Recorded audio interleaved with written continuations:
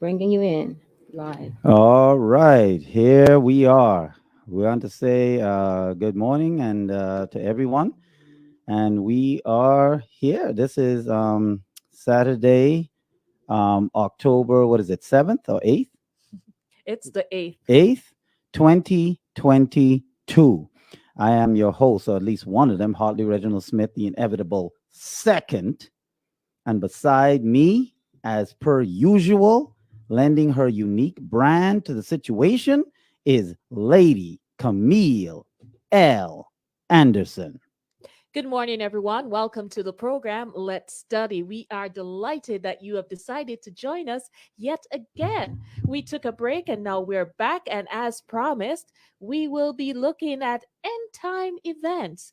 Do we know where we are in Earth's history? And do you understand that this world will end and what we are to be looking out for? So I can't wait for us to get into the discussion. Specifically today, we hope to cover in the book of Daniel, Daniel 2, Daniel 8. Is it 7? And 7. Yeah, so it's Daniel 2, Daniel 7, and Daniel 8. We hope that we will be able to explain it, that you can understand. I don't know about you, but when I heard of the book of Daniel, and Revelation, those were books that I stayed away from. Yeah, because there were things in there that I was scared of growing up. And then when I tried to get an explanation, I was more confused. So we hope not to confuse you this morning, but to get right into it. And so that anybody who asks you, what is the book of Daniel about? What are those symbols representing, those animals? Then you'll be able to do so. We hope to have a 3-part series, correct? Right. Yep. We're gonna. The first thing we're talking about is where we are in Earth's history. Yes. Then after that, we're going to talk about the state of the world during the end of time, and then the state of the church. Those All are the right. 3 parts that we're going to be talking about. We want you to be comfortable to ask any questions that you might have. While we want to get through the material, we want to make sure that you understand. So if there's a question that you have, please let us know. But before we start anything, we always ask the Lord's presence among us. So let's have a word of prayer. Heavenly Father, we thank you again for this opportunity that we can come together in this fashion. We ask that you will be with us and be with the discussion today as we go into the book of Daniel to talk about end time events. We ask that you will bring persons together who need to hear and that we may all understand and do our part to prepare. Thank you again. In your name we pray. Amen. Amen. So, how was your week? I'm asking Oh, you. me. Oh, I thought you. Usually you ask the people out there how their week was. Oh, it was all right. Week was good. We just want people to understand that as we go through this study, our goal is not to get through it. Our goal is for you to understand. That's the goal. So at any point, if you don't understand something or you have questions, please feel free to stop us because our goal is not to get through it. That's not the goal. The goal is for everyone to understand. Alrighty. As usual, we would like to send a shout out to a couple people who are on. So, Mary, if you can get that list of who is on that we can call out. I have some people here Mhm. that we want to shout out to. From the Philippines, we have Ramiv out of the Philippines, right here in Fort Lauderdale, South Florida. We Mhm. have Tanya Nullally. Tanya, thank you so much for liking the page. Out of Florida again, we have Kareem Campbell. Hi, Kareem. Thank you so much for liking the page. Out of South Africa, we have Eric. Hi, Eric. And then out of Texas, we have Ella Dixon. Thank you so much for liking the page. We know that you do have a choice and that you have chosen to stop by. We really appreciate it. As usual, we do have a question of the week. And our question this week is, if you know something is coming and you don't prepare, is that wrong or just your choice? If you know something is coming and you do not prepare for it, is that wrong or just your choice? I want to hear from you. I want to hear what you think about that question. And we do have a number of comments that we will get into. just as Mary in our tech department gets ready and Mary Smith is in our tech department, we want to say hello to Mary again and to thank her for the valuable work that she does behind the scenes, because without her, we would not be looking as good as we are. So I want to give a thank you to Mary and to let you know, if this is your first time, please go ahead and let us know in the chat. Yeah. So that we can give you a shout out. For regular members who do not want to be recognized, we recognize you as a group and not individually, and we thank you for your support. And for our regular members, we would not have a show. You know, we were looking back and we said it's over 2 years now that we started our Let's Study program, and we're still growing, and people are looking forward to our program each week. I'm going to stop talking for a while because I've been talking a lot, and let Reggie take over with some of the talking. Nothing really to stay. We have Sterling is on as usual. Dad, Pat, Peggy, Marcia. We want to thank everyone for being on, and more pops on, as time goes on. And yeah, so there's nothing really going on. We normally start by saying that Camille's middle name, which starts with L, and this week the L stands for, are we ready? Here we go. It is Labani. What? Camille Labani Anderson, not Lorne, like Lorne Anderson. Well, probably the younger people won't know who that is. Right. Without that, she's an actress, or I don't know if she is still alive or whatever, but an actress in Hollywood. And but that's not Camille's name. It's not Lonnie, but Labani. Labani. Camille Labani Anderson. Now, what does that name mean? Well, it's of a Christian origin, and it means woman, a woman who is full of grace. Oh, yeah. Labani means a woman who is full of grace. I I think tried so. to be that person. So Well, Yeah, thank I you. think she'll take that. Your parents knew that you would be a woman full of grace, so they named you that so you would make sure and live up to your name. Mhm. All right. So as we go into, we're gonna Camille's just gonna read a couple of responses from the question of the week, and the question of the week is, if we have that, it is, if you knew something was coming and you don't prepare, is that wrong? Is it wrong not to prepare for something you know is coming, or is it just your choice? Because sometimes I just don't want to prepare, so that's my choice. We live in a world now today where everything is your choice. Nothing is right or wrong. Just everything is your choice. You decide or not decide to do it, but no one is saying it's wrong. So what do you think about that? For those that are on, do you think that it's wrong, or is it just your choice? Alrighty, so we have a number of responses, like I said. I'm not sure where this person is responding from, but we have Tajine Blunt says it's your choice. All right. Out of Spanish Town, Jamaica, one of our regulars is Laverne Gallimore, and Laverne says it can go both ways, yes and no. Annie out of Mississippi, right here in the USA, says, and that's Annie Stalwart, who says, I think it's our choice to make the right decisions.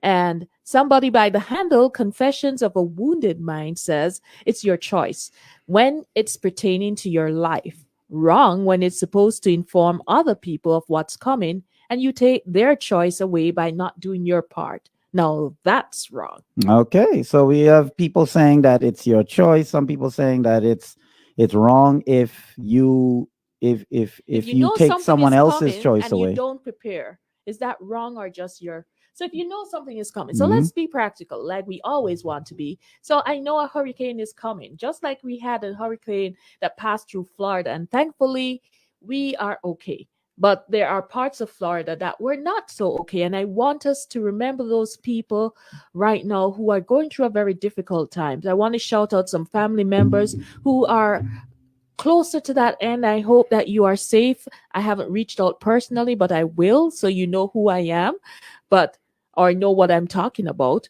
But I just wanted to for us to pause and to thank God, because sometimes we take so many things for granted. There are people now who do not have anything. When I say do not have anything, All their possessions, everything they had was washed away in an instant. So we in Florida get a lot of hurricanes, right? Right. And so is it wrong then that I know the forecasters tell me that a hurricane is coming and I don't prepare for it? Is it wrong or it's just my choice? All right. So, what do you guys think? Is that wrong?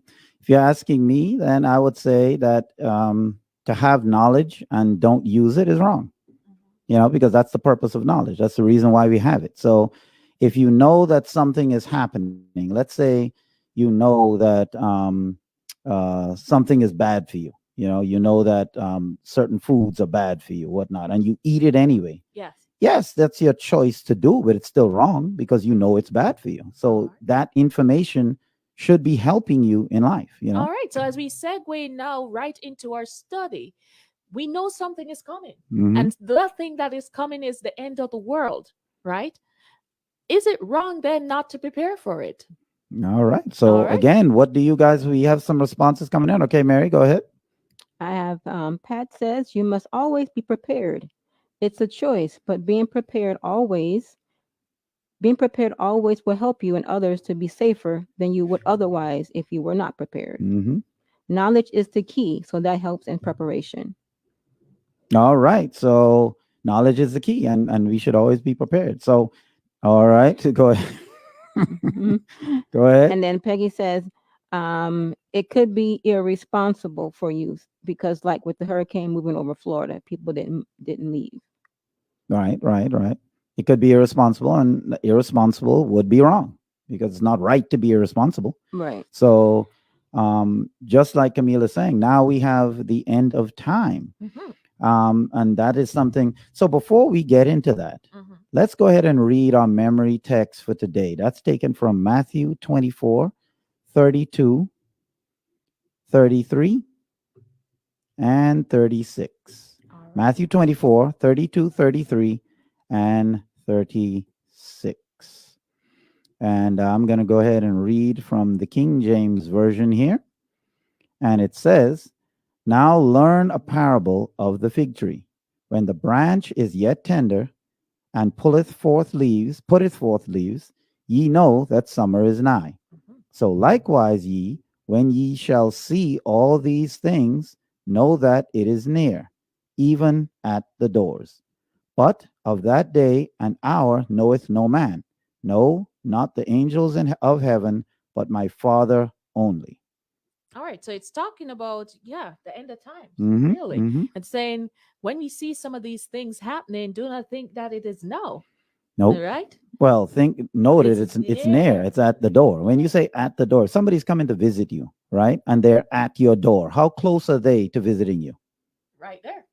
They're right there, right? If they're in the car driving They're or on they're their still at way. their house, they're a ways away. Yeah. But if they're at the door of your house, then I mean, they're right there. It just takes you getting to the door and opening it or whatever, but they're right there. So Jesus is saying that when we see certain things happening, and we will get to that in part 2, where we talk about the state of the world.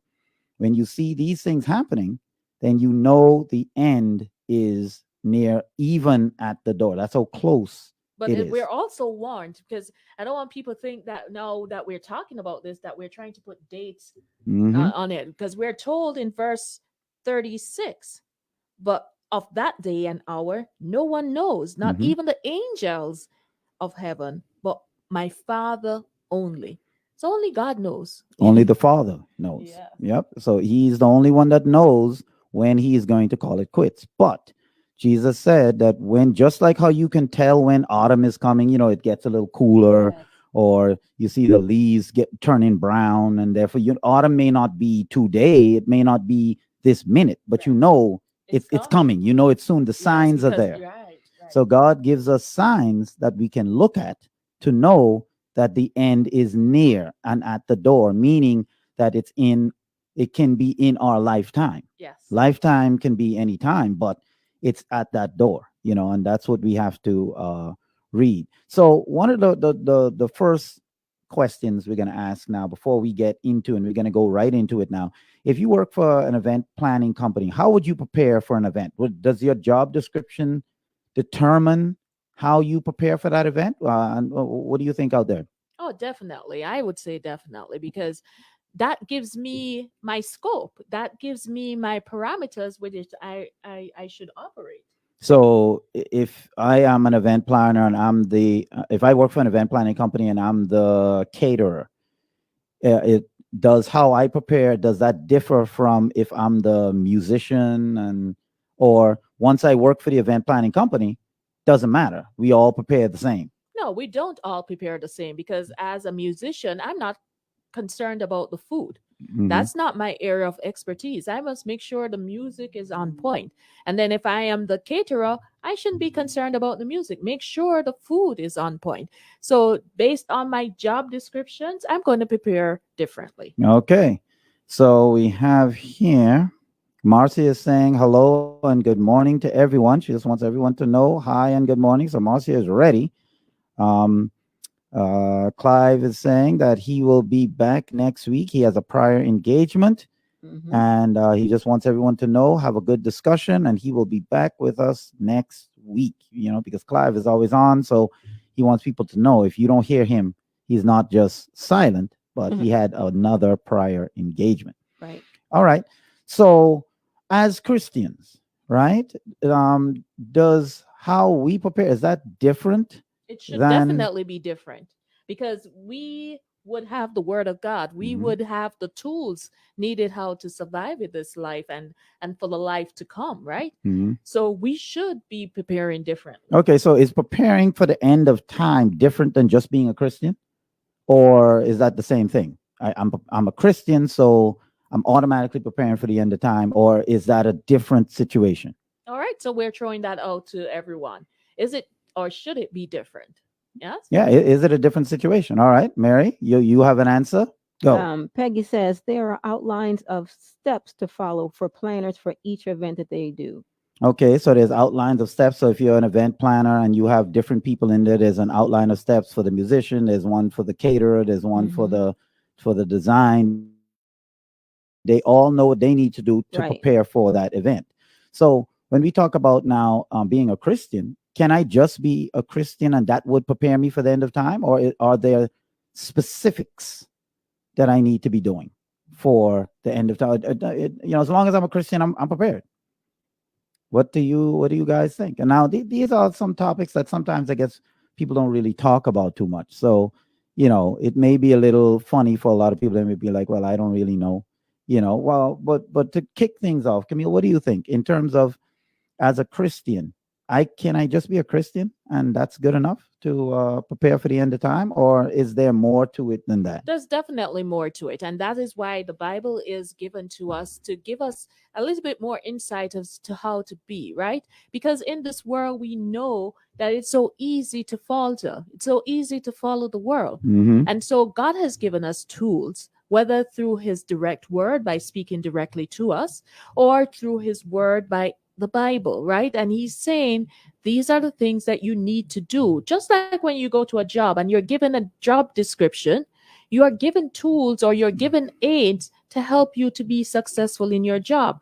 Not that you just turn up to work means that you're going to be successful. So it can't be that we are just Christians and then we are prepared for the end of time, because that is an event that is coming. And we need to, just like you prepare for any event that you're going, you can't just turn up and then, no, you have to decide what you're going, how you're getting there, what is, you have different things. So we can't just turn up and say, I'm a Christian, so I'm good. Right. And we have to know that there's specific things that need to be done. So the question is, what are those specific things? All right, go ahead, Mary. You have a point going? Mary from Florida. All right, Mary from Florida. What do you have to say? Mary from Florida says, of course, there's things you have to do, because just like if you have a job, you just don't, you do an interview online or on the phone, and then they say, come and show up on Monday. You can't just show up. You don't know what to do. So it has to be certain guidelines, job descriptions. You have to have some type of end game, so you know what you need to do. You don't know. I mean, if you're an office manager or whether you're a janitor or whatever, you need to know what to do. You just don't come in and just start doing stuff. So just like with Christianity, there is an end game. You just don't live how you want to live and just hope I make it to the end of time and then God will take me to heaven. All right. Marcia is saying that I think one should be on the ready every day because you don't know when the end of time is. But then the question is, what do you mean be on the ready? How can you don't you have to do something to be ready, right? If I Right. tell you be ready for a storm, then there's specific things you need to do, right? Like if there's a hurricane coming, you got to get water, Mm-hmm. you have to get canned goods, you have to make sure you have batteries, Right. cash, and stuff. So there's stuff to do. It's not you're not just gonna be ready. There's something to do to be ready.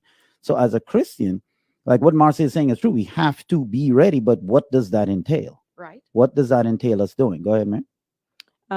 Pat says, as a Christian, there are more we need to do to be prepared for God's coming. The Bible gives us the guides and the tools to use to prepare. All right. So we're gonna start in Daniel 2, right? All And right. we're gonna start by where are we in Earth's history? You know what I'm saying? Because that's important to know because um does it matter where you are in Earth's history when it comes to preparing for the end of time? Like in terms of Moses, like in his day, would he have to prepare the same as us? What do you guys think out there? Would Moses or the disciples or Enoch, people back then, would they have to prepare the same as we have to prepare? Because Well, we are told that certain things have to happen. And so okay. at those times, those things were not even close to happening. Mhm, So they would have prepared differently. Yes. And the time for them would have been when they died. mhm, We are now told, and this is where we're going to get into it, that mhm, there are certain things that are closer that has happened that they even shows us that it's a different time, mhm. right? And so, yes, we would prepare differently. Okay, because we're in a different time, so there's different things happening for us that didn't happen back then. Delano, Henry. Hi, Delana. And Delana is joining us from Trinidad and Tobago. Thank you so much for joining in. All right, so let's go ahead. So, we're gonna give a synopsis here. We're gonna start at Daniel 2, but we're gonna start at verse 30, and we're just gonna give a brief synopsis of what's going on, and then we're gonna go into reading verse 30. Go ahead, Mary. Yeah, before you start, Peggy says she wants to say she's very grateful for this discussion, as this would be her first clear manual of steps on how God wants us to prepare for the end of time. All right, all Amen. right. She's So- very happy to so be we here gotta today. step up. Yeah, yeah, and she says clear, Right, clear. So she's expecting clear talk. exactly. She's not expecting mumbo jumbo Confusion, and exactly. confusion, and then she walks away scratching her head because she can't understand. So, and like we say, our goal is not to get through it. Our goal is for you to understand. So if at any point Yes. you do not understand something, quickly text me or let Mary know, and we will stop and we will make sure you understand, because that's the point. The point is not to get through it. That's not the point. Yeah. Because if you're getting through it but you don't understand, then it's pointless. We have failed. We have failed. And I've seen too many of that. People, they want to just get through whatever it is they're doing, whether it's a sermon or whether whatever, they want to get through it. And all that does is rush. They rush because time is going, and they rush through it and they get through it. They're finished, but nobody understands. And that's not our goal. All right. So we're starting at Daniel 2. I'm going to be reading from the New King James Version. Okay, so before you read, we're going to start at verse 30. Let's give a synopsis of what's going on, because we're going to pick up just in verse 30. Okay. So we know that Daniel and his friends were conquered by Babylon, right? They weren't following God. Israel wasn't following God as a nation. And so God gave God gave Israel into Babylon's hand. The king Nebuchadnezzar, he allowed Nebuchadnezzar to conquer Israel. And God told them, just go with it. Don't fight it. Just go with it, and things will be better for you. And so they got conquered. And as a lot of nations do, when they conquer, they try to get the wisest from amongst the people that they conquer. Mhm. So they gathered all the wise men that they thought were wise, and Daniel and his friends, them as Shadrach, Meshach, and Abednego, but their names were Azariah, Mishael, and Hananiah, right? And they were brought in Mhm. as some of the wise people. Mhm. So later on, the king had a dream, right? and he dreamed this dream, and he didn't know what the dream was. The dream was, and you can read this in the earlier chapters of Daniel. We're just giving you the synopsis, so earlier verses. the earlier verses of Daniel, right, of chapter 2. And then we're going to pick up on verse 30 when we start reading. So they didn't know. The king didn't know what he dreamed, right? And he woke up and he was troubled. Like sometimes you have those dreams and it was weird. You feel weird, but you can't remember exactly what you dreamed. And so the king was like, what did I dream? What did I can't remember? So he called together all his astrologers, all his soothsayers, all of his mystics that he had in the kingdom. And Daniel was among them. Daniel was known as a wise man. He wasn't a mystic or anything, but he was known as a wise man. So he was in that group. But he didn't go when the king called. Like he didn't hear that call. And the king called his usual company of people. And when they came, they said, okay, king, you had a dream. Tell us the dream and we'll give you the interpretation thereof. And the king go, yeah, see, that's the catch. I don't know the dream. You see, I don't remember what the dream is. So I want you to tell me the dream and tell me the interpretation. And they're like, come on, king. I mean, what you asking is impossible. No human can give. Only the gods can know what you dreamed. If you're asking us, tell us the dream and we'll give you the interpretation thereof. And the king is like, nah, you gonna lie to me and give me some kind of make something up. I don't want that. I want you to because I can't remember. The thing is gone from me. Right. Tell me what I dreamed and I will, and then give me the interpretation. They go, king, we can't do that. I mean, what you're asking, no man in your kingdom could do. So it's not like you're asking and we personally just can't do it. Right. But you could find someone who could do it. Right. Nobody can do that. Wow. And the king was like, well, you know what? I'm going to kill the whole lot of you. If you don't, I'm going to give you X time. And if you guys don't tell me, I'm killing everybody. All of you are going to die. Wow. And so they're panicked. Because, and nobody can overrule it. There's no courts to go to.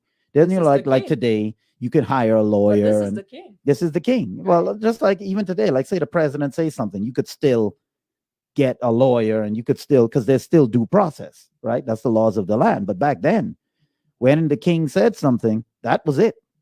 So the king say, I'm going to kill everybody. They're now in confusion. And Daniel comes out and Daniel's like, what's going on? What's all this confusion? They go, the king decree, if we can't tell him his dream, he gonna kill everyone. And Daniel's like, well, that's kind of rash. You know what I'm saying? Take me to the king. So Daniel went to the king and he said, okay, Nebuchadnezzar, what's going? He said, I have a dream, and if y'all can't tell me, I'm killing everyone. And Daniel said, okay, just give me some time. I'm gonna talk with, I'm gonna talk with God, and he's gonna give me the interpretation. But just give me some time. So he went to his friends and they prayed, and they knew the Lord was going to give the interpretation. And Daniel came to the king the next day, and he made him know in no way, shape, or form he was to thank for the interpretation. It came from God directly. And he said, God is the one that gives dreams. He is the one that gives the interpretations of the dream. And so now, because God has given me the interpretation and the dream itself, I'm going to go ahead and tell you. So that's where we pick up in verse 30. So go ahead, Camille, and you can start with. I know that was kind of long, but hopefully we set the tone. Right, that's the tone. What's happening. Right. All right. So I'm reading from Daniel 2, verse 30. Daniel 2, verse 30, and I'm reading from the New King James Version, and it says, "But as for me, this secret has not been revealed to me because I have more wisdom than anyone living. But for our sakes, who make known the interpretation to the king, and that you may know the thoughts of your heart. You, O king, were watching, and behold, a great image. This great image, whose splendor was excellent, stood before you, and its form was awesome. This image, Ed, was of fine gold, his chest and arms of silver, its belly and thighs of bronze, its legs of iron, its feet partly of iron and partly of clay. You watched while a stone was cut without hands, which struck the image on its feet of iron and clay and broke them into pieces. Then the iron, the clay, the bronze, the silver, and the gold were crushed together and became like chaff from the summer threshing floors. The wind carried them away, so there was no trace of them was found. And the stone that struck the image became a great mountain, filled the old earth. Okay, so let's stop right there. It filled the whole earth. Mhm. Now, what God did right there was he was giving Nebuchadnezzar a synopsis of what the world would Mhm. be. He gave a synopsis of from his time until the end of time. Okay. That's what he was telling Nebuchadnezzar, how the world would unfold. Mhm. These are the things that would happen to the world. And he gave it to him in an imagery. So as we go now into verse 36, we're going to see what these parts, because, there were different parts to the body. You had the head of gold, Mhm. you had the chest breastplate of silver, Yes. and then you had the stomach belly and the thighs of were of bronze. brass or bronze. The And then legs of below iron. the knee is the leg, what they call the leg. Yeah. That was iron. And And then the feet were below part, the ankle, right? The right, ankle and toes. That's where part yeah, iron, them- part clay. All And right. then a stone came and busted from the feet. Yes. Notice it was specific in where the stone hit. Yes. The stone hit at the feet, and then it broke the statue up into chaff, or like chalk dust. If you Mhm. ever take chalk dust and then blow it, you can't pick up that dust again. Right. So It's gone. it's gone. And then that stone turned into a mountain that filled up the whole earth. Now, that's showing the history of the world. That's what God was doing. It wasn't history then because it didn't happen yet. Mhm. It's some of it is history to us, Right. right? And so that's why this first section that we're talking about is where we are in Earth's history. So let's go ahead and read 36. We're going to see. You want me to read it, or you I got it? can read it. Okay, go ahead. All right. Verse 36 of Daniel 2, the New King James Version. This is the dream. Now we will tell the interpretation of it before the king. You, O king, are a king of kings. For the God of heaven has given you a kingdom, power, strength, and glory. And whenever the children of men dwell, or the beasts of the field and the birds of heaven, he has given them into your hand, and has made you ruler over them all. And you are the head of gold. Okay. So we see that the first kingdom, because God was talking about there would be these kingdoms that's coming. The first kingdom was Babylon. Mhm. Babylon was the first. And again, these are things that, and we encourage everyone to go out and Google these things. Don't take our word for it. Go and check and see if Babylon was a world power. And Babylon was a world power. They ruled the world. The Babylonian dynasty, from start to finish, was about 1,500 years. But the part where they ruled the world was about 400 years. They were world rulers for about 400 years. All right, go ahead. Verse 39. But after you shall rise another kingdom inferior to yours, and then another, a third kingdom of bronze. Mm-hmm. So the first one was gold, the Mhm. second one was silver. Mhm. Then comes the third kingdom of bronze, Mm-hmm. which shall rule over all the earth. Verse 40. And the fourth kingdom shall be as strong as iron, insomuch as iron breaks into pieces and shatters everything. And like iron that crushes, that kingdom will break in pieces and crush all the others. Verse 41. Whereas you saw the feet and toes, partly of potter's clay and partly of iron, the kingdom shall be divided, yet the strength of iron shall be in it, just as you saw iron mixed with ceramic clay. Verse 42. And as the toes of the feet were partly of iron and partly of clay, so the kingdom shall be partly strong and partly fragile. And as you saw iron mixed with ceramic clay, they will mingle with the seed of men, but they will not adhere to one another. And just as iron does not mix with clay. Okay. So which verse was that? Verse 43. That was 43. Okay, go ahead and read 44. And in the days of these kings, of the God of heaven will set up a kingdom which shall never be destroyed, and the kingdom shall not be left to other people. It shall break in pieces and consume all these kingdoms, and it shall stand forever. Okay, so we're just going to stop right there because coming down, then the king is going to say thank you, Daniel, and stuff like Well, that. so let's just read this last part Okay. because the stone, Okay, right? okay. It says, verse 45, insomuch as you saw the stone that was cut out of the mountain without hands, and that it broke in pieces the iron, the bronze, the clay, the silver, and the gold, the great God has made known to the king what will come to pass after Mhm, this. mhm. The dream is certain, and the interpretation is sure. Okay. And then the king fell upon his face. He thanked Daniel. He was like, "Oh man, that was the dream." Because like when someone says something, you're like, "Yeah, yeah, that's it. Yeah, yeah, I remember something like that." So the king now remembered, and he thanked Daniel and so forth. So let's look at this now. Yeah. So God is giving, and if and we're gonna ask, do you understand or whatnot? We just want you to say yes or no, so we know whether to move forward. God gave the history of the world to Nebuchadnezzar. This is how the world was going to unfold, right? He said there would be 4 kingdoms that come, starting with you. He was the head of gold. Then there would be another kingdom that's inferior in terms of silver is inferior to gold in terms of worth, right? So that's why God used gold.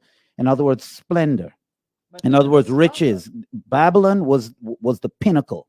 No other kingdom, even by today's standards, lived up to what Babylon was. All right. That's what God is saying. So, a lot of people think that, the US is the greatest country ever in the existence of humanity. It wasn't, not according to God. God said Babylon was the head of gold. That means their kingdom would never be surpassed. After that came a kingdom that is inferior, Yes. but stronger in might, because silver is stronger than gold. Gold is a soft metal, which means gold can be destroyed quickly. It can be, it's pliable and stuff like that. Silver is more durable, which is why silver jewelry normally can be worn more in your regular day as opposed to gold stuff, right? And so another kingdom is going to come. They're going to be inferior to you. And then after that, you're going to have brass or bronze. That's inferior to silver, right?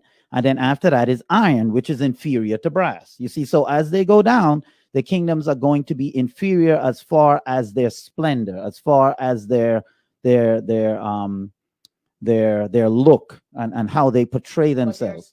They're stronger in military might. They'll be strong in military might, but they will be weaker as far as splendor. When you look at Babylon, everything was just about gold and lush and green. And as you go down, the kingdoms just didn't have that. So we started with Babylon. He said Babylon was going to be the first. So you can look in any history, and you will see that the Babylonian dynasty, when it comes to world dominating powers, we're not talking like how the US is a world power today, but they don't rule the world, right? Other countries have their own say and whatnot. In Babylon's time, Babylon ruled the known world. What Babylon said was law. There was no other countries. There was no other kingdoms. It was just Babylon. And that was King Nebuchadnezzar. And that was King Nebuchadnezzar to start. And then obviously he died and his grandchildren. And then after Babylon, there was going to come another kingdom that would rule the world. And God gave indication as to what this kingdom would look like. And we get into that in Daniel 8. And then after that, there would be another kingdom that comes. And then a 4th kingdom would come. And then after that, it said that there would be no more world powers, because that's the part iron and part clay. The mixing. They can't come together as one. No, they would try. Because it said that they would try to mingle themselves with their children, their daughters. They would Verse try 41 to, says, whereas you saw the feet and toes, partly of the potter's clay and partly of iron, the kingdom shall be divided, yet the strength of the iron shall be in it. Yeah. Right. And we can see what that means, because we know that in history that there were many people that tried to unite the world in a world power again. Okay.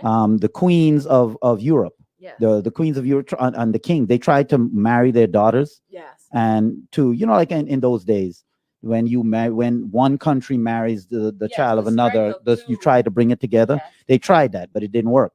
And we had conquerors like Napoleon Bonaparte in the 1800s. He tried to unify the world. Hitler in 1939 to 1945, he tried. We have Kaiser Wilhelm tried in 1914, 1918, tried. And Charlemagne in AD 800. They all tried to unify the world under one world power. It didn't work.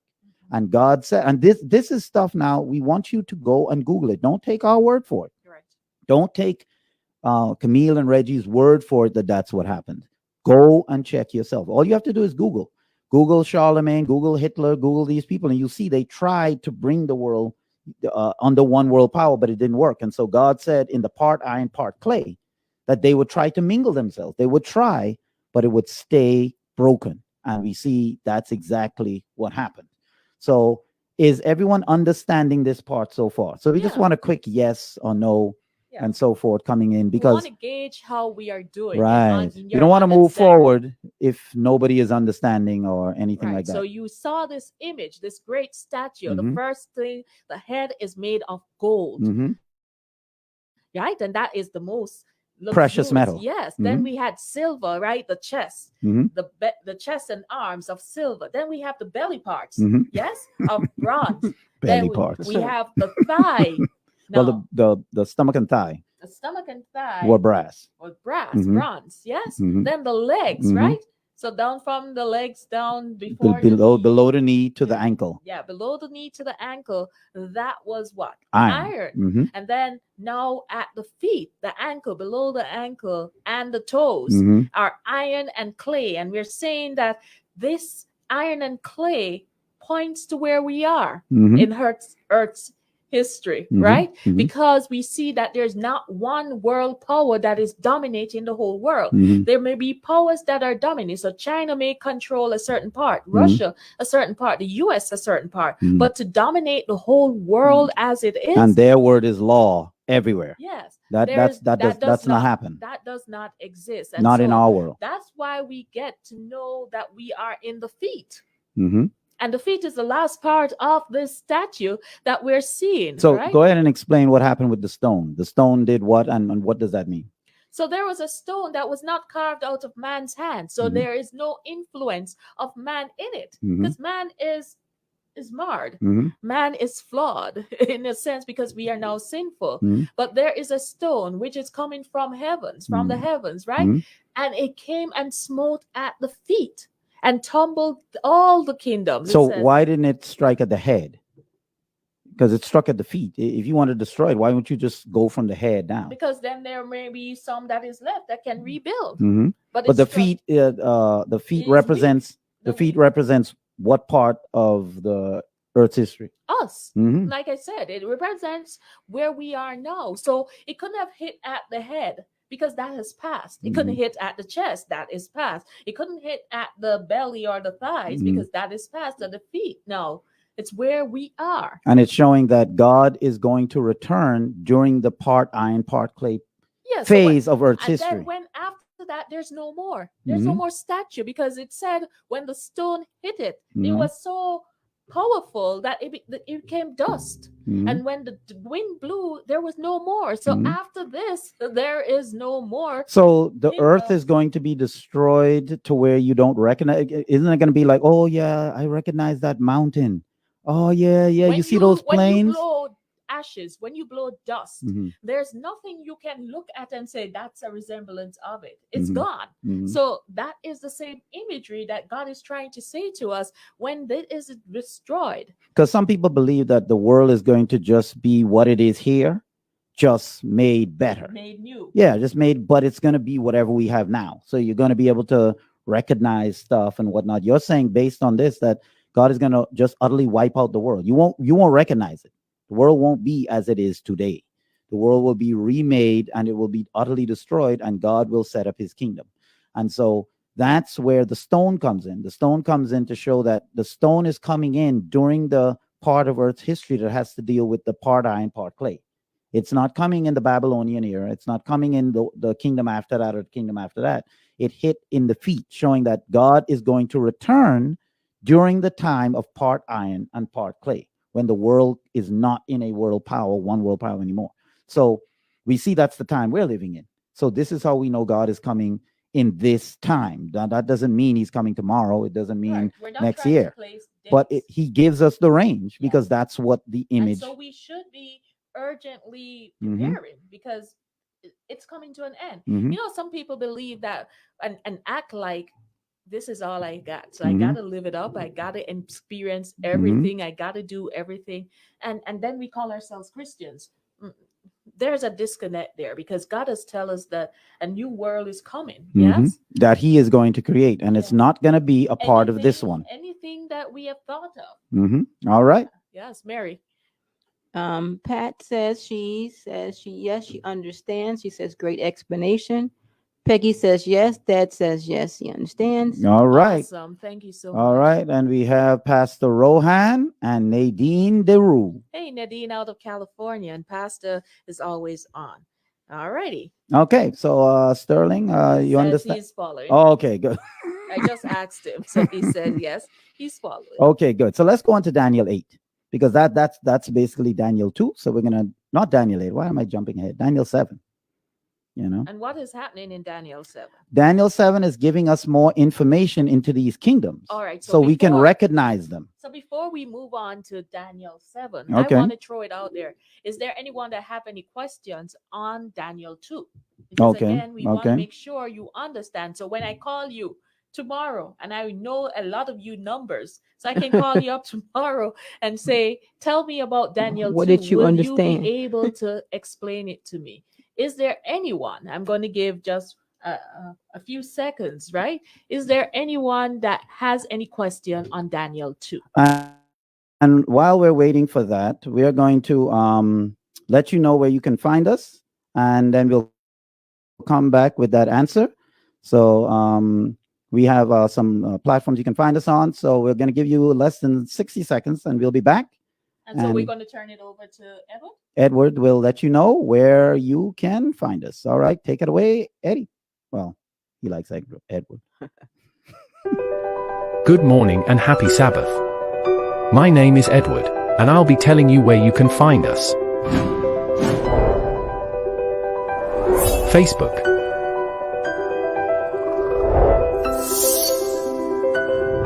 Instagram,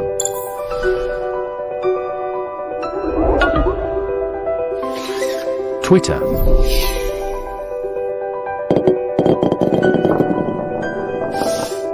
YouTube, and of course our website, and all Roku streaming devices. Thanks for joining us today, and I hope everyone learns a lot. Now back to Let's Study with Camille and Reggie. Okay, now we're back. I kept saying all right. So thank you, Edward, for that quick explanation.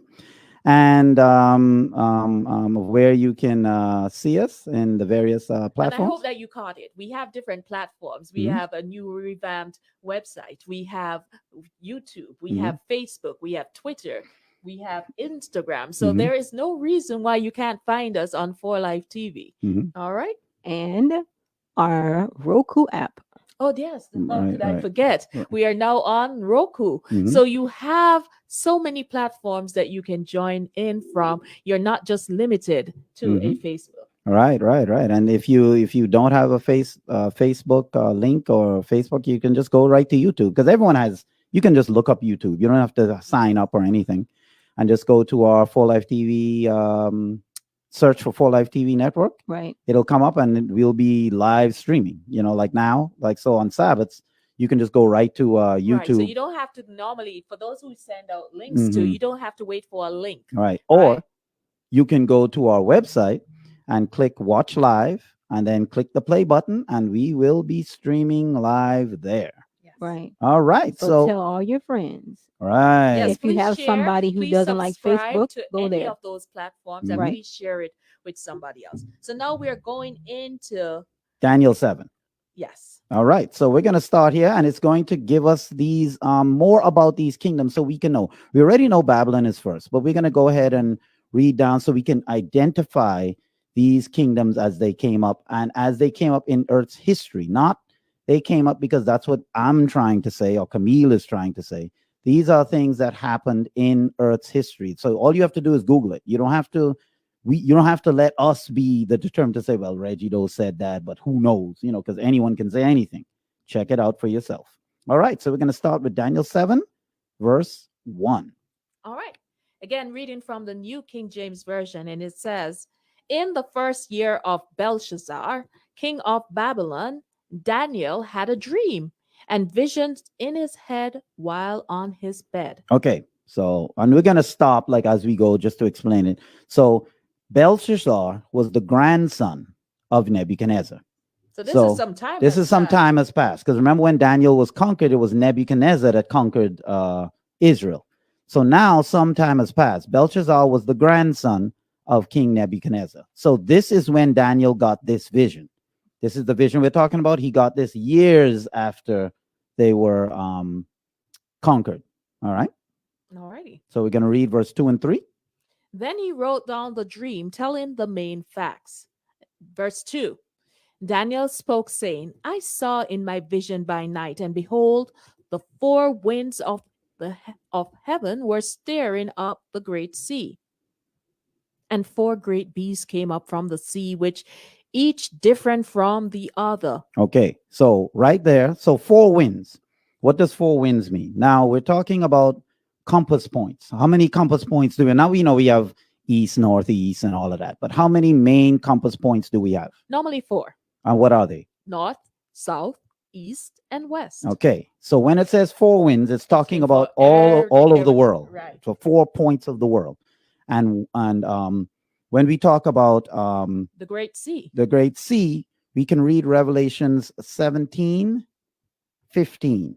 Yes. Revelation 17:15, and it lets us know what it means when it's talking about sea. What's the interpretation? Because in prophecy, sea means something, and we know some people know exactly If what. there was one thing that I knew, and that was sea. All right. meant, So this. we're going to read Revelations 17, verse 15, to get the what does sea mean, and it says, reading from the King James Version, and he saith unto me, the waters which thou sawest were where the whore sitteth are peoples, multitudes, nations, and tongues. All right. So the waters mean peoples, multitudes, nations, and tongues. So a So lot of people.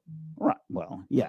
So when it said four great beasts came up from the seas, came up from amongst people, that there were four kingdoms that came up from these people. Because remember, we talked about how many kingdoms did we have in the image? Four. We had four. We had the head of gold, that was Babylon. Then a kingdom came after that, which was silver. Then a kingdom came after that, which was brass or bronze. And then a kingdom came after that, which was iron. And then after that, there was no more world powers. So there were four kingdoms. So here, Daniel said he's seeing four great beasts that came up from the sea, different from one another. So they weren't all the same. They were different, but there was four of them. So you see the dream is consistent. You know, it is not, it's saying four here, then now it's saying six and or three. And you're saying, but what happened? You see, it's still the same four. All right, let's go on to verse 4, because we're going to read about the first image. All right. Oh, the first beast. Verse 4. The first was like a lion and had eagle's wings. I watched till its wings were plucked off, and it was lifted up from the earth and made to stand on 2 feet like a man. And a man's heart was given to it. Okay, so the first beast was like a what? A lion. First beast was like a lion. So what is represented by a lion? Let's go ahead and read Jeremiah. Mhm. We're going to read Jeremiah 4 verse 7. 4 verse 7 on 50 verse 17. I think we can well, no, let's go up and read 4 verse 7. Jeremiah 4 verse 7, King James Version, and it says, the lion is come up from his thicket, and the destroyer of the Gentile is on his way. He is gone forth from his place to make thy land desolate, and thy cities shall be laid waste without an inhabitant. Okay, that's Jeremiah 4:7, talking about a lion is coming. Now let's go to 50, Jeremiah 50, verse 17, where it tells you what this lion is. Jeremiah 50, verse 17, reading King James Version. Israel is a scattered sheep. The lions have driven him away. First, the king of Assyria hath devoured him, and last, this Nebuchadnezzar, king of Babylon, has broken his bones. So it tells you what the lions are. And Babylon came out of Assyria. You see, so that's where Babylon came from. They came out of Assyria to end up being a world power. So first was the king of Assyria, and second was Babylon, which came out of Assyria, and it said Nebuchadnezzar. So the lion represents Babylon. You see, At the time when Nebuchadnezzar was king. at the time when Nebuchadnezzar was king. So when it says here, so let's go back, and we see here in verse 4, it's saying the first was like a lion Yes. and had eagle's wings, right? So first is lion, king of the jungle. Mm-hmm, So So you're talking is- majestic, Yes. which is what was fitting for Babylon. Yes. Babylon was a very majestic city. If you look it up, Babylon had gold, and they were just unmatched in how majestic they were. And eagle is known as a regal bird, Mhm. right? And that at the top too. So it had eagle's wings. And when we talk about eagles, right? Eagles are very fast in how they fly. The golden eagle has a speed of 200 miles an hour. That's Did you know that? fast. That's fast. I don't know about you, but 200 miles an hour, that's I don't fast. want them chasing me. No, that's He's a- fast. he's So, a NASCAR driver. I can't run 200 miles an hour. So And we run it was fast. talking, right. So it was talking about a majestic city, because you had an eagle that's majestic, you had a lion. So top majestic city, Yes. that described Babylon to a T. Okay. And the eagle, how it can fly fast, it was talking about the swiftness of how fast Babylon conquered the world. Babylon conquered the world in only 21 years. Now, Wow. back then, That was quick. that was quick, because you're talking the known world. You see, Mhm. with the technology that they had, they only took 21 years to conquer the entire world. Okay. And it says that the wings were plucked off. Okay. So what that means is, so if a lion has wings and you take it off, you diminish it, right? That Yeah. means it can't do what it used to do. Yeah. The plucking of the wings is talking about that Babylon fell out of, how you want to put it? When Nebuchadnezzar was king, he followed God, Yes. and his children didn't. His children started to follow the ways of the world. They started to do what they wanted to do. So their wings, meaning their majesty, was taken away from them. They weren't as majestic as they used to be. And so the wings were taken away. And so Babylon was given a man's heart. He stood up like a man, meaning that they started to do things outside of God, because Nebuchadnezzar had turned to God. Because when we read Daniel 2, we see that when Daniel told He him, praised. he praised God. He was like, "Oh, Daniel, your God is a God above all gods," and all of this type of stuff. But now his children didn't feel the same, and his children turned from God, and so they became weak. Just as a Okay. man is weaker than a lion, they had a man's heart and stood up like a man. Then Babylon became weak, and that's how Babylon got conquered. All right. And then verse 5. And suddenly another beast, a second, like a bear. Mm. It was raised up on one side and had 3 ribs in its mouth between its teeth. And they said thus, Arise, devour much flesh. Okay, so when we talk about here we have another beast coming out like a bear, right? Mhm. So a bear is another powerful animal, Oh, right? A yes. lion is powerful, bear is powerful, but it was raised on one side. Mhm. If you are favoring one side of your body, Mhm. right? For what else, say your leg is Injured. hurt, injured, and Yeah. you're favoring one side. Yeah. What does that mean? One is going to get stronger because I'm favoring that side. So one side of you is stronger than the other, Yes. right?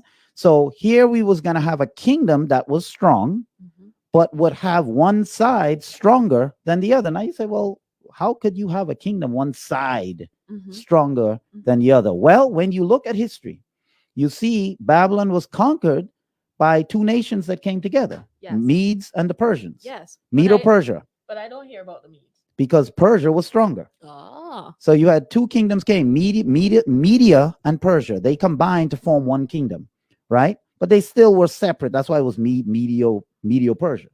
But Persia was stronger Mhm. than Media. How many of us have heard of Media as a country?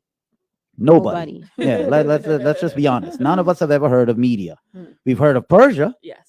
Prince of Persia, the Persians. We've heard of that because Persia was stronger Yeah. than Media. And the Bible says that the bear was standing on one side, which means one side of it was stronger than the other. Yes. So God gave us how to recognize what the kingdom coming after Babylon was. And the kingdom that conquered Babylon was Medo-Persia. All right. And it said it had 3 ribs in its mouth. So immediately It So you went, take that. Well, I mean, if you see a bear with so three it ribs in mean its it mouth, had to have killed something. And not mm, only killed it, but then rip it apart to have its ribs in its mouth, and the ribs are broken. so that means it bit off its ribs, Oh yeah. and it had to get it through the gut. Mhm. You know what I'm saying? So 3 ribs in its mouth means the bear killed something. Mhm. And the 3 ribs represented the 3 kingdoms that Medo-Persia conquered. All right. Medo-Persia conquered 3 kingdoms. Babylon was obviously one of them. Yes. Lydia was the other. Which is now known In as- Turkey, right? it's Turkey, Yes. and Egypt, and Egypt is still Egypt.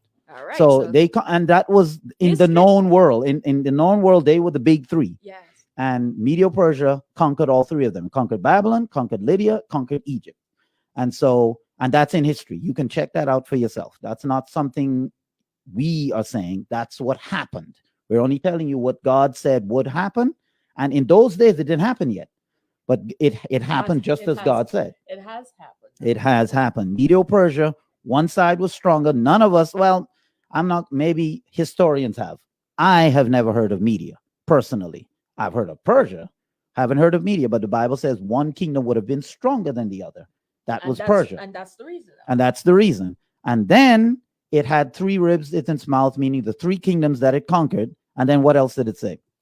And they said, "Arise, devour, eat much flesh." Eat much flesh shows that Medo-Persia conquered 6 times more territory than Babylon. Mm. So a powerful nation, it said eat much flesh. That means it devoured. That means it conquered more land than Babylon did. And it was 6 times the amount of area, territory. Wow. That's how much Medo-Persia conquered. Again, all of this is historical, so you can look it up for yourself. Just All Google right. it. So the first one, very majestic, right? Mhm. This lion, yeah, Mhm. it was Lion with swift. eagle's wings. Yes, Mhm. powerful. Mm. And then it got defeated, and then another came up like a bear, another powerful animal. Mhm. But now it had 3 ribs in its mouth. yeah, and it Mhm. was favored on one side. Mhm. So we're seeing that some of these animals are not as scary Mhm. as we would think, right? Because Mhm. when I was like, what, bear? Oh, Mhm. ribs in the mouth? Mhm, What? mhm. But we see that that's the meaning of it. It was a bear favored on one side, one kingdom stronger than the other, because you're favoring one side. That was Medo-Persia. Persia was stronger than Media, and the 3 ribs are the 3 countries or nations that they conquered. All right, Lydia. so again, relating to the image, Mhm, so we're bringing the 2, right? So Mhm. the image, head of gold, Mhm. is the lion. right. The second one, now the chest, the Mhm, breast, mhm, mhm. and the arms of silver. Mhm. That is now the leopard, The bear. the bear. Mhm, Sorry. mhm. And now we're going to another swift animal, and that's the leopard. Okay, Verse so- 6. So verse 6 said, "And I looked, and there was another like a leopard, which had on its back 4 wings of a bird. The beast also had 4 heads and had dominion, and dominion was given to it." Okay, so let's go ahead and dissect that now. So it Yes. says a leopard. Now, is a leopard as strong as a lion or a bear? No. But what is its advantage over a lion? Swiftness. That's a Swiftness very and fast- agile. Yeah, Yes, it's very agile, because a Yeah. leopard is smaller, so it can Yes. move through, go in and out quick. Whereas a bear is just powerful; they just swipe you and you're done. Mm. A leopard can go in and out. And then it said it had 4 wings of a fowl or a bird. It didn't say eagle. Yes. So what does that mean? Because it didn't say eagle now, but it had 4 wings. So it was quick, but it Mhm. wasn't as majestic There you as the go. eagle. All right. So it wasn't a majestic kingdom, because remember, each kingdom was supposed to be inferior. Mhm. Hayden Hanna and Annie Stallworth, thank you for joining us today. Thank you so All much, right. guys. So we're talking about end time events, and we're talking about where we are in Earth's history. And So we're at the looking third beast, we're looking at the 3rd kingdom, the world power which that was- came. which So was we see the bronze. first world power was Yeah. Babylon. Yes. After Babylon, the next world power was Medo-Persia, Yeah. right? Now the 3rd world power, we're talking about this leopard with 4 Yes, wings. Yes. So the leopard, the next kingdom that conquered Medo-Persia was Greece. Mm. Greece was under, again, all of this is historical. So you can write it down and go look it up later. Yes. Just Google it.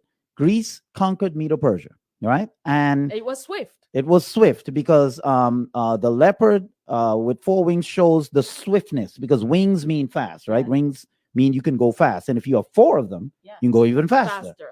So Alexander the Great, Yes. Have you Right? ever heard of Alexander yeah, the Great? he's known in history. He conquered Medo-Persia and the known world in 3 years. Mm. 3 years. Remember, Babylon took 21 to do the same thing. And they conquered in 3 years through Alexander the Great. But as a leopard is more agile, it's also weaker Yes. than the bear and the lion. It's not as Yes. strong as a bear and a lion. Alexander the Great died very early at age 32. Yes. Once he conquered the known world, he got sick and he died at age 32. So There was a void. That there was a void that was there because he died, because he was a ruler of Greece Mhm. and then ruler of the known world. He died without an heir. He didn't have any children, Mhm. male children to leave anything to. Mhm. And it So said his- that it had 4 heads. It had 4 heads. His 4 generals. Heads. You're right. Well, not his 4, but his 4 strongest generals, because he had more than 4. Yes, it's But it strong. whittled down to 4. Yes. They fought, and the 4 strongest ended up taking over. And It so the says 4 dominion heads, was given to it. yeah, because they took over. Yeah. They were now in power. Those 4 generals, they divided up the territories amongst them. So that's what that animal means. So we're going to stop right there real quick.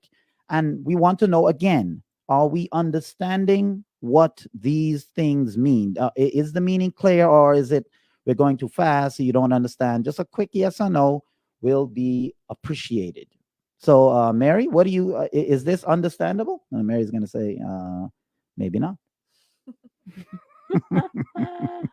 It's much better than it used to be. Yes. Okay, so while we're waiting for those responses, because we don't want to move on before we get that. Let's hear again where we can find us.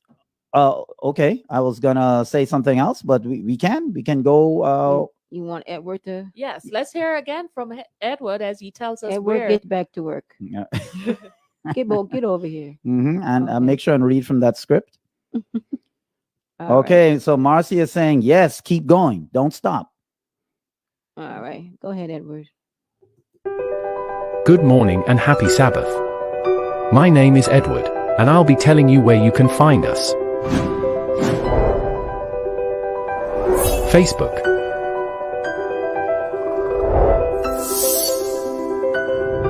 Instagram,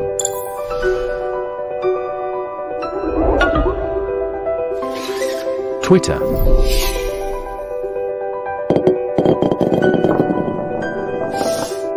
YouTube, and of course our website, and all Roku streaming devices. Thanks for joining us today, and I hope everyone learns a lot. Now back to Let's Study with Camille and Reggie.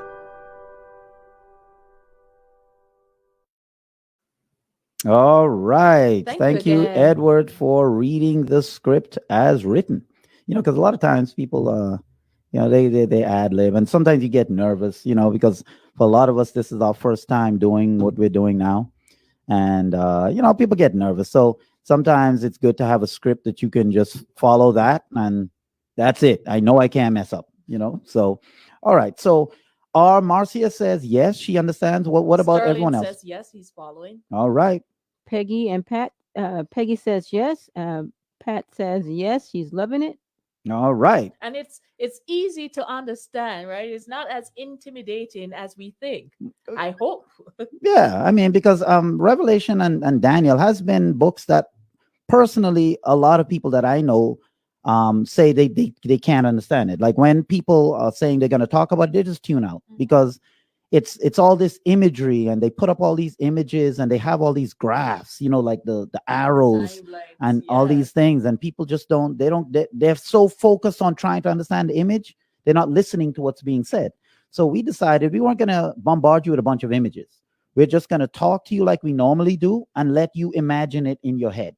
All right. So now we're going. So we have this leopard now. So All right, we so see there that's were the four. third. That's the third kingdom. Yeah, so Because there's four four. kingdoms. There's 4 world powers, and you check it in history. There have only ever been 4 world powers. Babylon started it.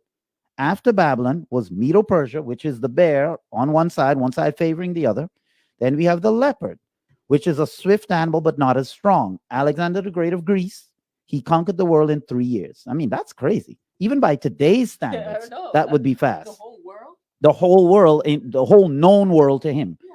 So But it still was a big play. it was a big play, and it wore him out. He got sick, and he died at age 32. So that right there tells you that's why it talks about the leopard with 4 wings, but the leopard isn't as strong as the bear or the lion. and so that's why it died off. And so he died in let's see, I have it written here. When he died, 323 BC. okay, 323 BC. There you go. So he died at age 32, right? And so now his death without an heir left his generals fighting, and it whittled down to his 4 strongest. And so that's why the leopard had 4 heads. So go ahead and read that 4-head part real quick, and then we'll go on to the next verse. Verse 6. Just read verse 6 again. So we just recap that as we move Sure. on. After this, I looked, and there was another like a leopard, which had on its back 4 wings of a bird. The beast also had 4 heads, and dominion was given to it. Okay, so the 4 heads, they are the 4 generals. They took over, and they divided all of the lands into 4 parts. So they took over. All right. So now we're on verse 7. Because remember, there's 4 beasts. Verse 7, Daniel 7, verse 7. Daniel 2, verse 7. Huh? Daniel 7, verse 7. And after this, I saw in the night vision, and behold, a 4th beast, dreadful and terrible and exceedingly strong. Mm. It had huge iron teeth. It was devouring, breaking in pieces, and trampling the residue with its feet. It was different from all the beasts that were before it, and it had 10 horns. Okay, so let's stop right there. So we see that this beast, all he could call it was a beast, because it didn't even resemble the other ones. Were like it said like a lion, You could eagle's wings, Yeah. like a bear, like a leopard, so stuff you recognize. Mhm. This one wasn't even something that Daniel recognized. He said it was just a dreadful and terrible beast and exceedingly strong. That means it was just like the Hulk. You know what I'm saying? Like, you just know the Hulk is just exceedingly strong, but at least the Hulk represent a human. Mm. This beast didn't represent anything that Daniel can look at and say it looked like this or it looked like that. So this was something to be afraid of. This was something to be afraid of. It said it had iron teeth, and it devoured and broke in pieces and stamped the residue with its feet. I mean, this thing is just killing everything. Mhm. It's And it's then not it just has 10 devouring, but it's stamping stuff and wiping things out. And then it has 10 horns. And then it had 10 horns. So what's the next kingdom that came after Greece? And we see in history, Greece was conquered by Rome, The Romans, the iron Roman fist. Empire. And Rome was known for its iron. Everything for Rome was iron. They ruled with an iron fist. Their weapons were all made of iron. Their shields, everything. They didn't care. were ruthless in how they conquered. Yeah, they didn't care. They went about, when they conquered you, it wasn't like with Babylon. When Babylon conquered, they were kind of nice with it, because they took people and they brought them into the courts and whatnot.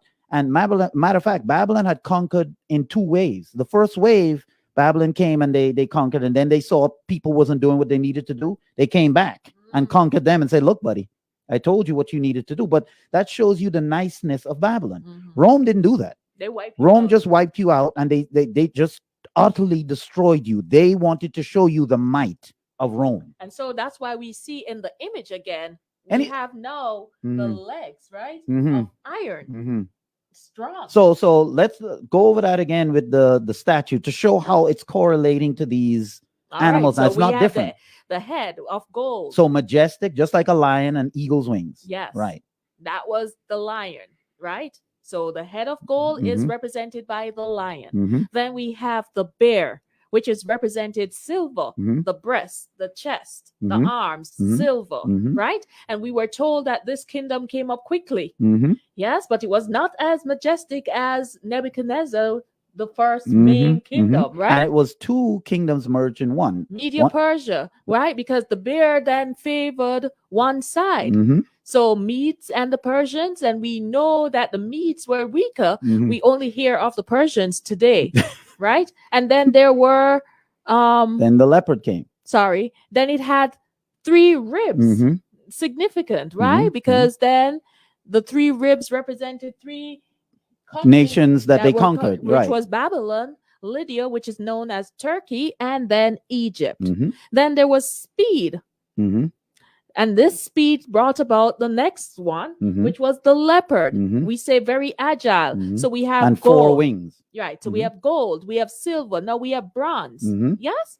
And so the leopard now is swift. Mm-hmm. And we can relate in history to Mhm. Alexander the Great, Mm-hmm. who was very swift in conquering the known world. Mm-hmm. And that was 3 done. years. That's Yeah, crazy. that was done in 3 years. Mm-hmm. And he conquered that, but he died at age 32. Mm-hmm. And now, after that, we have this fourth beast, Mhm. this unrecognizable beast, Mhm. this terrible beast, this, Mhm. very strong Mhm. beast, too. And this is, before we got to the fourth beast, we were told that there were 4 heads on the leopard. Mhm. Mhm. And the 4 heads represented the 4 generals that came up after Alexander the Great Because he had no heir. died. Right. Yes. And they ruled for a time, but they fell to this great, dreadful beast, Mhm. now, which are the feet. Mm-hmm. Yes, iron. Or the legs, sorry. Mhm. The legs, iron. Mm-hmm. And this is represented by Rome. Yep. Yep. Yeah. Because remember, Rome was around during Jesus' time. Yes. It was the Romans' court that Pilate was a Roman, and he is the one that sentenced Jesus to death when he said, give you a choice between Barabbas and Jesus. So Yes. the Romans came after Greece, and they were merciless. And the 10 horns now. What does that represent? Well, if we So let's go ahead and read. Yes. So let me read Mhm. verse 8. So Daniel 7, verse 8. Mhm. I was considering the horns. So let me go back to 7. After this, I saw in the night's vision, and behold, a fourth beast, dreadful and terrible, exceedingly strong. It had huge iron teeth. It was devouring, breaking in pieces, and trampling the residue with its feet. It was different from all the beasts that were before it. It had 10 horns. I was considering the horns, and there were another horn, a little one, coming up among them, before whom the 3 of the first horns were plucked up by its roots. And there in this horn were eyes like the eyes of a man, and a mouth speaking pompous words. Keep going. We're going to read down to verse 24. So keep going. 9. Verse 9. 9. I watched till thrones were put in place, and the Ancient of Days was seated. His garment was white as snow, and his hair on his head was pure like wool. His throne was a fiery flame, its wheels burning fire. A fiery stream issued and came forth from before him. Thousands ministered to him. 10,000 times 10,000 stood before him. The court was seated, and the books were open. And I watched then, because the sound of the pompous words which the horn was speaking, I watched till the beast was slain, and his body destroyed, and given to the burning flame. And as for the rest of the beasts, they had their dominion taken away, yet their lives were prolonged for a season and time. Verse 13. I was watching in the night's vision, and behold, one like the Son of Man coming with the clouds of heaven. He came to the Ancient of Days, and they brought him near before him. Then to him was given dominion and glory and a kingdom, that all peoples, nations, languages should serve him. His dominion is an everlasting dominion, which shall not pass away, and his kingdom the one which shall not be destroyed. Mhm. Verse 15. I, Daniel, was grieved in my spirit within my body, and the visions of my head troubled me.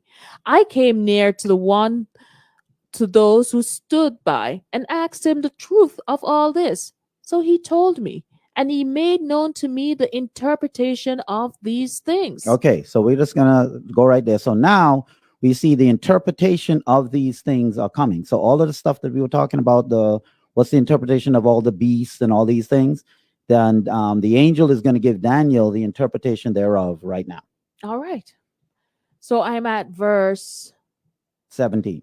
17. Those great beasts which are four kings which arise out of the earth. But the saints of the Most High shall receive the kingdom and possess the kingdoms forever and ever. Then I wished to know the truth about the fourth beast, which was different from all the others, exceedingly dreadful, with its teeth of iron and its nails of bronze, which devour, broke in pieces, and trample the residue with its feet. Verse 20. And the 10 horns which were on its head, and the other horn which came up, before which 3 fell, namely that horn which had eyes, and a mouth which spoke pompous words, whose appearance was greater than his fellows. I was watching, and the same horn which was making war against the saints and prevailing against them, until the Ancient of Days came, and a judgment was made in favor of the saints of the Most High. And the time came for the saints to possess the kingdom. Verse 23. Just read to 24. Thus he said, the fourth beast shall be a fourth kingdom on earth, which shall be different from all other kingdoms, and shall devour the whole earth, trample it, and break it in pieces. The 10 horns are 10 kings, who shall arise from this kingdom, and another shall arise from them, and he shall be different from the first ones, and he shall subdue 3 kings. All right. So That's a lot going on. So basically, what we see here is the history of the world. You have the four kingdoms, because it said the 4 beasts of 4 kings, right? Yeah. 4 kingdoms. Yeah, so when And we we hear beast, We know it was 4 kingdoms. and when we hear horns, We know it was 10. It was still Rulers. kingdoms, yes, but they're still rulers. They Yes, were the 10 rulers. kings who came out of this 4th beast okay. or 4th kingdom. So we had Babylon, then we had Medo-Persia, Mhm. then we have Greece, Mhm. and now we have Rome. And Rome, when Rome wasn't conquered, so to speak, because there was no more world power after that. But Rome divided into 10 kingdoms, So right? the The 10 10 horns, kingdoms, 10 10 rulers. horns Yes. is 10 kingdoms. 10 kingdoms of Europe is what Yes. they divided into. But they said there were 3 little horns. That were plucked Plucked up. up. Right. So So there are no more. they're no more. You would not know of them today. But when we look at the 10 the kingdoms? 10 kingdoms that Rome was divided into, because after the barbarians came, because the barbarians Barbarians at the door. they are the ones that caused the final fall of Rome, to where there was no more Roman Empire politically. Okay. The pagan Rome, as far as their political power and their might, that was gone. Okay. Right? And the barbarians are the ones that came in and divided up Rome into 10 provinces, right? You had the Visigoths. So where are we? Just so we know, where are we looking at this image? The toes. Now we're at the feet, the And feet and the toes, So right? the Right. 10 toes Mhm. are now the Are the 10 kingdoms that Rome, that the world power Rome was split up into, right? Because Rome was no more. Pagan Rome, or the political power of Rome, eventually got defeated, if you will, but not defeated by a world power, but they were kind of just dissolved. And so Rome was dissolved into 10 territories in Europe, 10 European territories. They're known as Visigoth, which is Spain, Anglo-Saxons, England, Franks is France, Alemanni, which is Germany, the Burgundians, Switzerland, Lombards, which is Italy, Suevi, which is Portugal, and those are 7. But remember, there were 10. So let's go again. We have first one, Spain, second, England, third, France, the fourth, Germany, the fifth, Switzerland, sixth, Italy, and seventh. Portugal, And then there were 3 others that were plucked up. And- What are those names? Hurulai, What? Ostrogoths, and the Vandals. I don't know them. No, you don't, Exactly. because they were plucked up. Ah. So you would have never heard of them. okay. So the ones that's still around today, out of those 10, but remember, it's the 10 toes. So there's still the 10 provinces that Rome divided into today. They're still around. We all know Spain. Mhm. We certainly know of England.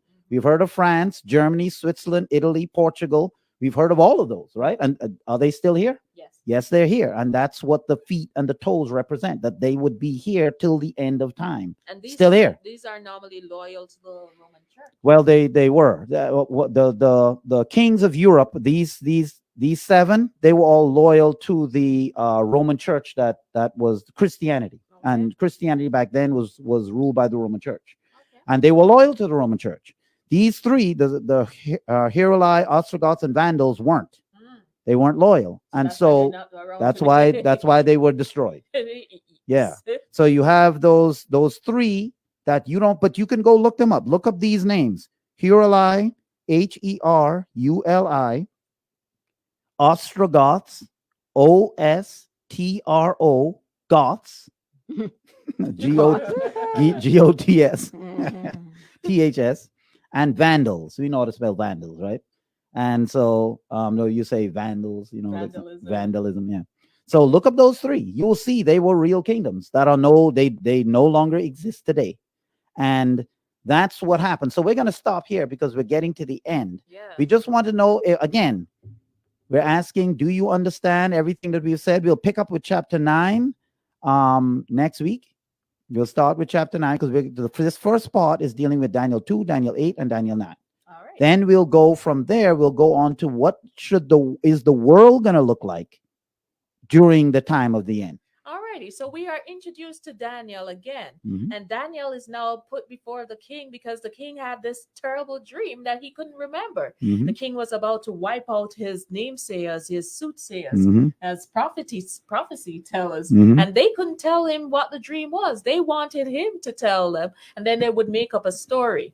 Daniel then said, no, there's one person that can tell you what the dream is and also give you an interpretation of what that dream was, and that was God. Mhm. And so Is God. And Mhm. so he went to God and asked him to help him to give the king this interpretation.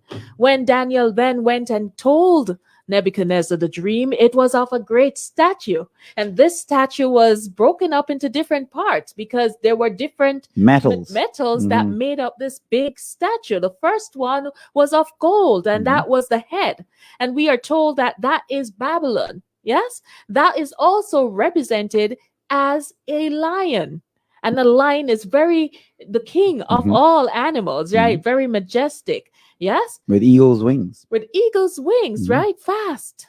So Babylon conquered the then known world fast too. And 21 was, years. Yeah. yeah, and it was very, very majestic, you Mhm. know, this great kingdom. Mhm. But then this kingdom got weak. Mhm. Because it was given stood up like a man and given a man's heart. In other words, they turned from God Yes. and they did everything like the world, and it made them weak. And so we had now silver, which was the breast and the chest and the Mhm. arms, right? Silver on the statue. And silver represented which nation? Medo Persia. The Medo-Persians. We were Mhm. told that this animal then was a bear, Mhm. and the bear was standing on one side of its body. Favoring one side. Yeah. Right. And so we were looking at history. We see the Medes and Persians came up after Babylon, but then Persia became more dominant. But Persia then was also conquered because Persia got weak, Mhm. right? And Persia, we were told what happened with Persia, the animal, that bear. What Mhm. happened with the Bear bear? had 3 ribs in its mouth, Mhm. meaning the 3 kingdoms that Medo Persia conquered, which is Babylon, Lydia, and Egypt. And then it devoured much flesh. Yes. And that means it devoured 6 times the amount of territory as Babylon did. And we could relate to who came with silver? Alexander the Great. Mhm. Yes.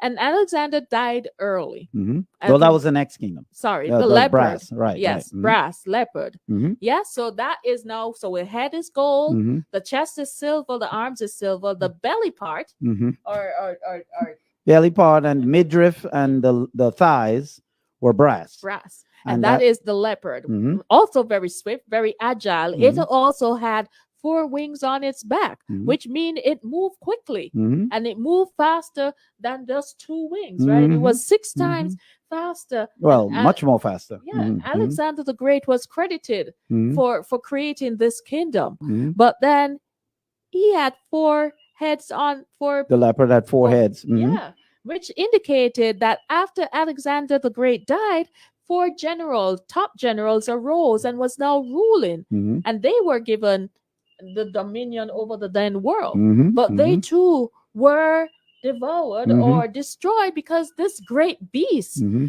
which was represented by what? Represented Rome. It had iron teeth. It smashed everything. The It legs. devoured everything. Yes. and if the legs of iron represented iron, and this was different. This beast was different than all the other ones. Mhm, It couldn't even be classified as something Daniel recognized. mhm. So it just said a great beast, and that is Rome. And it was devouring everything, Mhm. right? And then this beast had horns. Ended up being turned into 10 horns, Mhm. right? And that's the 10 provinces, European provinces that Rome eventually split up into. Alrighty, And that's where we are now. and then from that 10 horns, 3 were plucked up. And we'll get into that next week. Mhm. We'll talk about the 3 plucked up horns. But we just want to know if everyone understands And if up to there's this any point. questions, please let us know before we move on, before we close out. Do you have any questions? Yes, Mary. I think you already said it, but we had Peggy says, thank you very much. Very interesting overview. I appreciate all the explanations. It does make sense of the symbolism in Daniel's dream. All right. Wonderful. And then we have a new viewer, Mima Queen. She said, wanted to explain about the little horn, but we're going to get into that and Mhm. said on an upcoming, the So next next lesson. week. Next week, Next we're going to get Please into that. tune in next Yeah. week. We are getting right into that Mhm. and more. Yep. We'll be looking at Daniel 9. Yep. And from Daniel 9, we're moving into Revelation. Is that the plan? No, from Daniel 9, then we will, that'll be the end of where we are in Earth's history. Okay. So And then after that, now we go into what the world is going to look like. So, what can we, when we look and see the world, what can we look and see the to know, signs. right? What signs are we looking for? All right. All right. So, yes, we're going to get into that little horn power next week. But And if you have any questions on what we have discussed, or you have any questions concerning end time events that you want us to discuss, please send in those questions to us so we can prepare.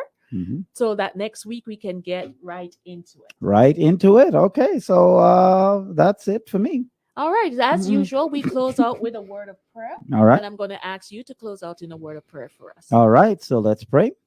Father, we thank you for watching over us. Thank you for giving us this lesson that we can study. And we ask that you would help us to meditate on it and understand. And if there are questions out there, then help us to be able to answer them so that people can understand what you have put here for us to understand.